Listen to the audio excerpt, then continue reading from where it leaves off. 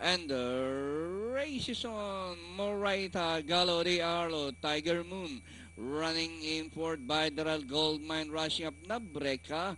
Lucky Lord all in also rushing up. Gallo de Arlo, Tiger Moon moves up to take the lead. Tiger Moon by ahead. Gallo de Arlo down on the inside is Moraita.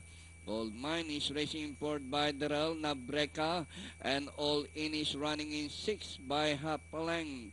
And nearing the far turn, Gallo Di Arlo by 3/4 of a length. Tiger Moon is on the outside, Moraita. Goldmine racing forward by Daral on the outside, all in, and Nabreka.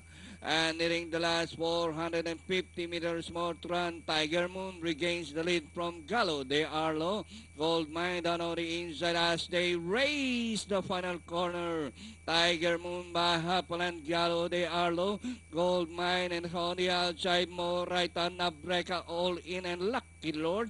And nearing the finish line, Tiger Moon, Goldmine is on the outside, Gallo de Arlo, and nearing the finish line, with the comebacking JB Hernandez on Tiger Moon. Goldmine, Nabreka, number 6, Gallo de Arlo, Moraita, all in.